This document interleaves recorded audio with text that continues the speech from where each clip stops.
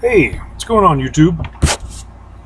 Thought I'd take a minute to talk about swim baits. More importantly, if you're first starting out bass fishing and you could only buy like 3 baits, I would say spinner bait. Just fell on the keyboard. Some Senkos or rubber worm. Can't go wrong with those. Or some paddle tail swim baits. If I had to pick just one, like if you were living in an apartment complex and the Bassmaster Classic came on TV and you're like, I want to do that, and your apartment was here and Walmart was right here a block over, and you could go to Walmart and you only had like $10 in your pocket, $5 in your pocket. You're like, $5. I want to go get some bass lures. What would I get? I'd go swim baits. Here's why. Most importantly, I think in the beginning for bass fishing is to not get discouraged. You can take a lure, it might not be the right one for that day or those particular weather conditions or the wrong time of the season. And if you're just starting out, you just want to catch some fish.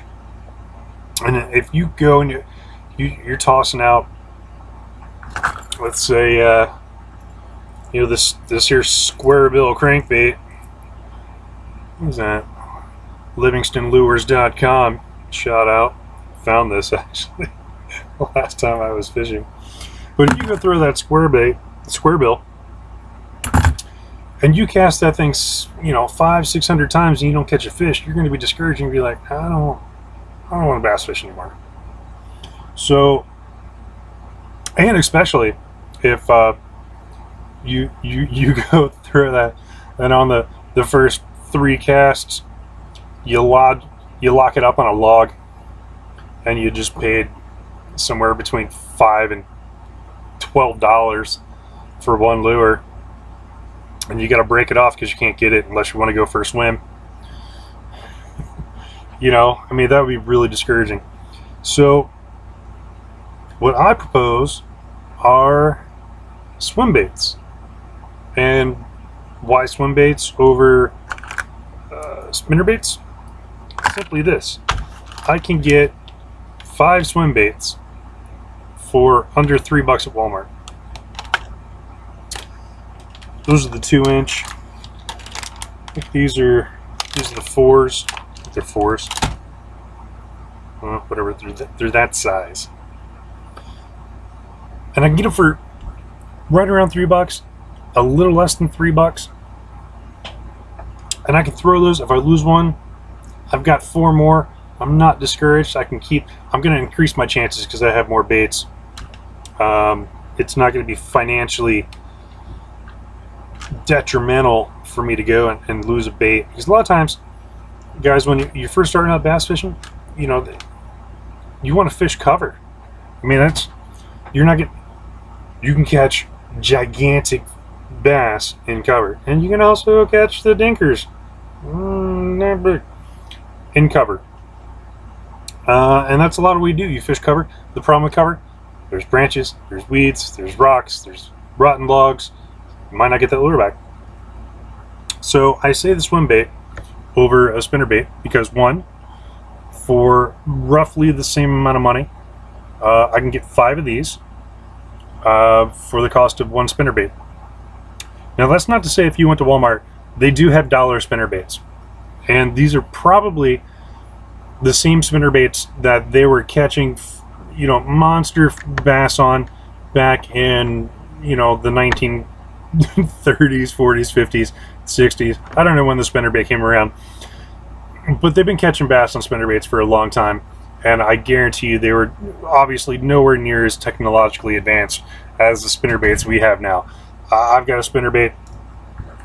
It's got a willow blade and a small Colorado and a red willow, Colorado, little bead, some swivels, you know.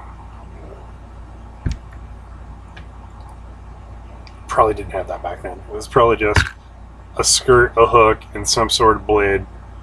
I think they just had willow and Colorado blades. Other thing. Here's the other thing. Just like a spinnerbait, you know, you can fish these in a multitude of ways. You can throw it out. You can just slowly roll it in. You can burn it through the water, crank it real fast. You can throw it out. You can let it drop, and you know, when you let it drop, the tail's going to do what it does on the way, and you jerk it and jig it back in. Tail's going to do what it does on the way back up. Jig it in like that. You jig it, jerk it. I mean, there's so many different ways that you can fish these, and they look like bait fish. At almost probably every month of the year, there's probably some species that are, the water temps are getting to the point where they're spawning. You know, there's always bait fish in the water. Now, this particular one, this is shad. It's a shad pattern. And, you know, there's a community lake right by my house. It doesn't have shad, but it looks like a bait fish. I've caught bass, crappie, and the other day I caught like a 3-pound channel cat on this. They just eat them. Like I said, they're expensive. You have some. Here's one. It's iridescent. I don't remember the brand of it. I don't know if the iridescence will pick up on. So I'm getting used to using a webcam on my computer to record video. There's that. We got the smaller ones. Crappie, you'll eat those. This is the little 2-incher.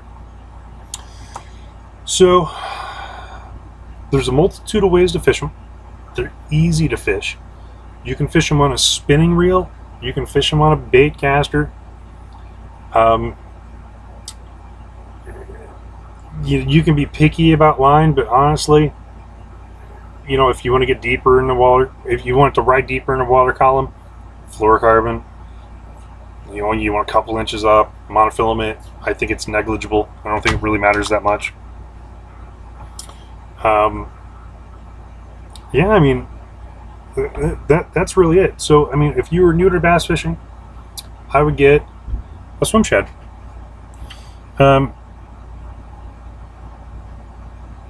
I would.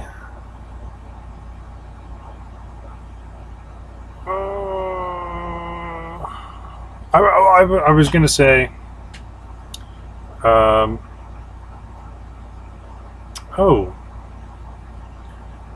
they're pre-rigged. Well, okay, if you're brand new, like this is your first day bass fishing, at least I know from my first day bass fishing, you know, I bought some baits and, you know, I'm trying to run the hook through them with some soft plastics because, you know, you watch the videos, everyone's using soft plastics and they look so cool. They're just raking in like monster fish. And you're like, oh, I want to do that. And then you're worried about when you do it, if you rigged it right, if the hook is right. I remember I had doubt for weeks until I started actually catching fish with them. They're pre-rigged. You can't mess it up. You just got to tie it on. You got to learn a knot, and you got to learn how to cast your pole. I mean, that's it. So, most of this obviously is just opinion. It's not fact. This is just my opinion on if I was a first-time bass angler picking up a rod and reel for the first time, what baits I would throw. I'd go like this. Swim bait. Looks like bait fish. Swims like bait fish. Has a little thump to it. Multitude of sizes. Pre-rigged. Inexpensive. Multiples in a pack. Every lake eats bait fish. There you go. Well, I hope you enjoyed that. Share, like, subscribe, comment, all those things that you normally do on a YouTube video if you like it. And thanks for watching, and I'll see you again soon.